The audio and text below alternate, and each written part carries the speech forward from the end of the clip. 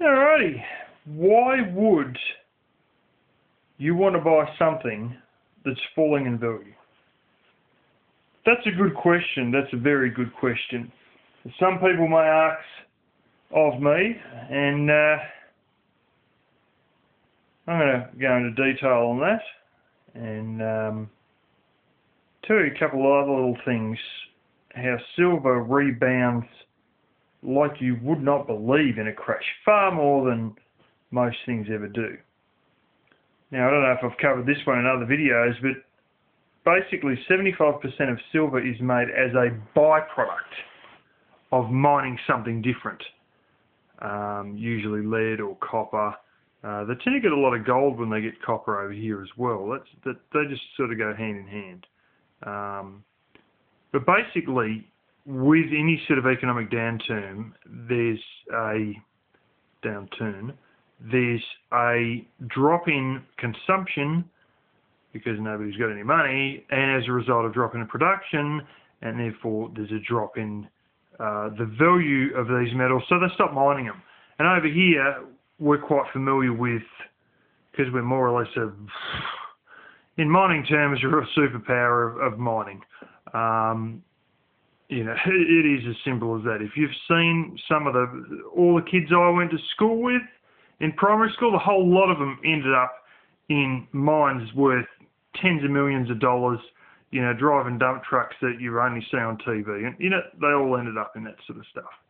And it's quite well known that as a recession kicks in over here, we lose the latest mining boom. Had one when Japan got going back in the 70s, had one with China. Then after the GFC, they put them all on caretaker status. And of course, you know, with that, the lack of lead and whatnot that's mined, all of a sudden there's a lack of silver. So automatically, the supply of silver decreases at the same time that everybody's trying to shift out of real estate, paper assets, stocks and shares, bonds, derivatives, all that crap, into something with stability, such as silver. And at the same time everybody's trying to move into it, there's a large demand, but then on top of it, the supply also drops. Now, there's another scary little thing about silver. It's becoming increasingly used in medicine quite a lot. I had a newspaper article I actually used as a light to wood heater, and I probably should have kept it. But they have basically developed bed sheets locally with a compound of silver, and within 10 minutes of E. coli contacting these bed sheets, it kills E. coli within 10 minutes. And this is not something that, oh, well, when they wash the bed sheets, it's all going to wash out. No, this is in there permanently until the bed sheets basically go rotten from old age or wear thin. This silver compound's in there for ages, you know, and they're thinking of using this, you know, as often as they can in hospitals and whatnot, and as a newly developed product. I can also get hold of burns bandages, and I can buy these things off the shelf at the same place that I got a lot of the medical stuff for my bug-out bag, survival bag. And I could have bought one when I was there, but it was a bit unnecessary and a bit pricey, and I got a different type of burns bandage instead, but it's a burns bandage that has silver oxide in it. And the medical uses for silver are just going up and up and up.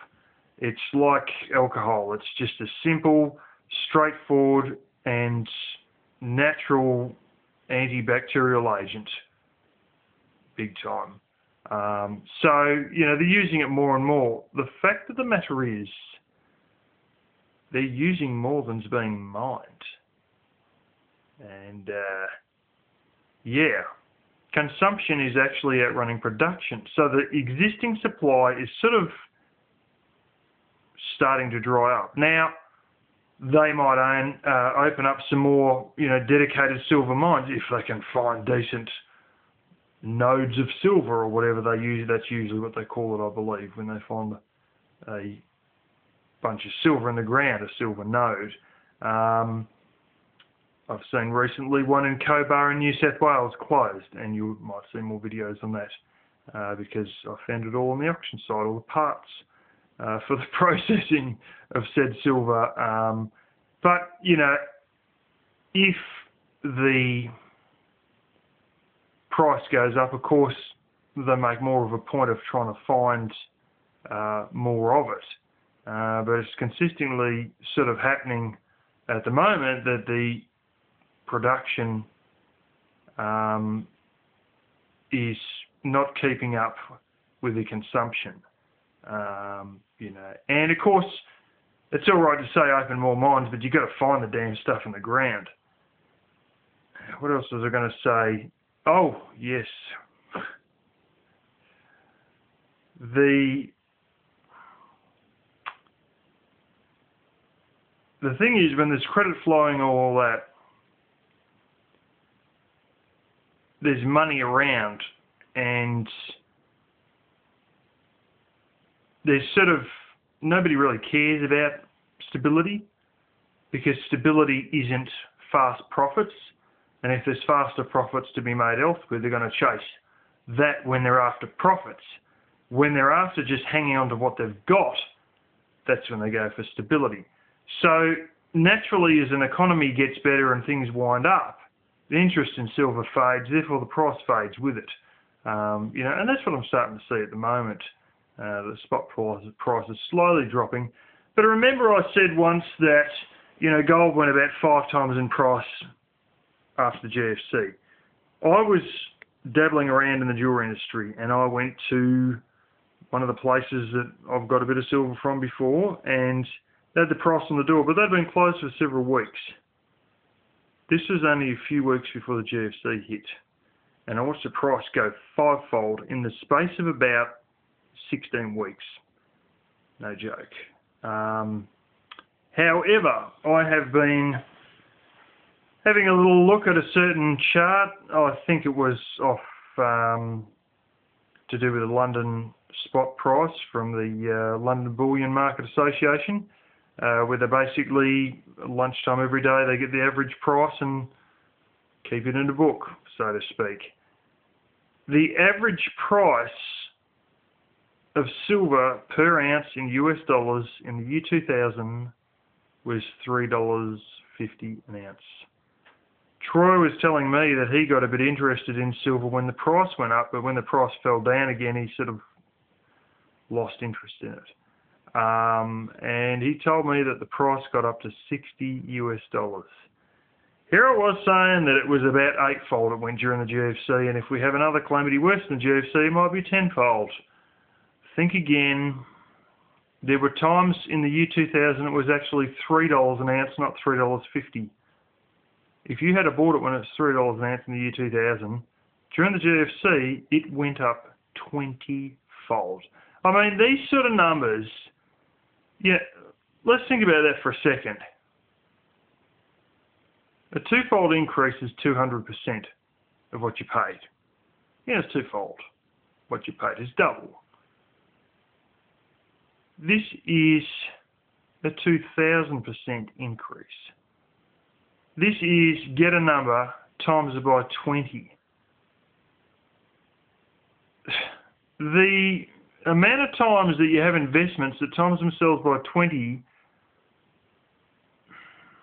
99% of them are usually scams, you know, and it's like, oh, it's going to be like this and blah, blah, blah, blah, and then whoop, your money disappears off into Nigeria or somewhere, you know. And I must admit, you know, that's, well, let's face it, almost 8 years, because it happened in the end of 2007, start of 2008. You know, but even in 2003, it was only $6 an ounce. So that's a 10-fold increase from 2003 to 2008. 5 years went up 10-fold. And you go down the bank, and right now, today, in the United States, if you put money in a normal bank account that is so-called interest-bearing, but pretty much just a normal everyday transaction account, you may apparently be earning interest, but in actual fact, you're going backwards compared to inflation. I'm not joking. You are actually going backwards because the interest that you would be earning is less than the damn inflation.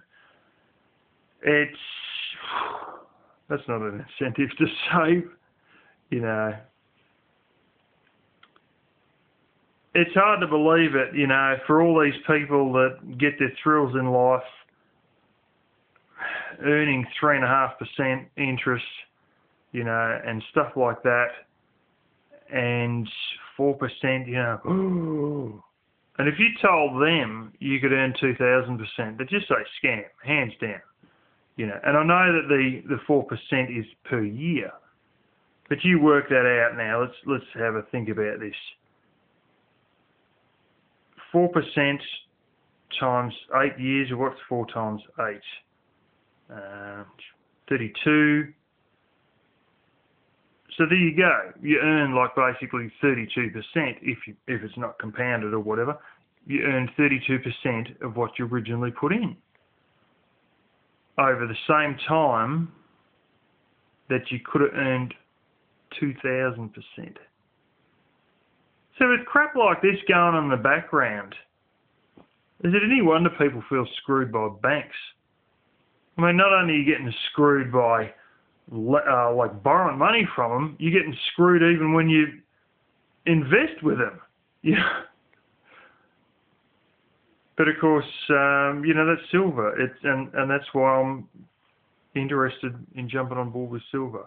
It sounds too good to be true, but it isn't, because silver is stability and huge profits.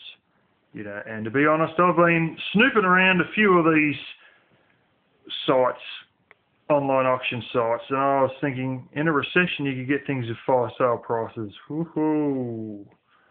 I'm seeing excavators about a quarter the price I see them normally sold. I'm not joking.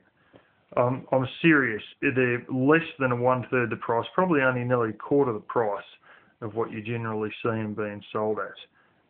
In the heavy equipment magazines and all that, for people trying to sell equipment they've got. You know, KordaMentha and, you know, some of these other administrators that come in and do bankruptcies, as things are sort of going along all right in this country, they're still selling stuff at a quarter the price in repossession sales. What's it going to be like in a recession when there's no buyers and the market's flooded with sellers and bankruptcies and repossessions? I'll tell you what, couple that with silver going astronomical, you know, and it's such a simple equation. It's not, you know, we've got to create some big marketing scam like CFDs, contract for difference. If you've ever heard of those, they've been banned in America, but they're still legal here. Don't touch them with a 40-foot pole. They're flipping dodgy as. They deliberately spend massive money on advertising purely because everybody who invests gets screwed. And somehow they remain legal here, but they ban them in the States. But anyways, it's just... it's so simple, you know, and I don't know how I didn't realise all this stuff about silver years ago and all that. You know, I sort of look back on my apprenticeship days and I sort of think, you know, I had a speeding fine that I had to pay there. It was astronomical priced at some point. And if I had got that same fine money and put it into silver, oh gosh, I could have got 60-fold of what that stupid speeding fine cost, you know. And I sort of look at all that, and you look down, and then you sort of, if only I had known all this stuff about silver back then, you know, back then when it was worth peanuts. Furthermore, the US government was slowly letting go of a big stash of silver they got between the mid-1800s or 1870s or something and 1910. And of course, you know, the Federal Reserve came into being around, you know, 1913, and they've slowly been letting go of silver, and they got rid of it in coinage in the 1960s. You know, Kennedy $50, I think, was some of the last stuff that had it in there. And, you know, then it just sort of and they completely ran out of their silver stores in 2003. That alone has bolstered the price, just that pure fact. Yeah, I'll tell you what, it's something that's a damn good opportunity, and you couple it with the fact it rebounds so hard in a recession, and the fact that everything's going and probably 5 cents on the dollar, 7 cents on the dollar at repossession sales, and you've become wealthy by putting away a couple of lousy dollars here and there on silver, and it's unbelievable. But there you go.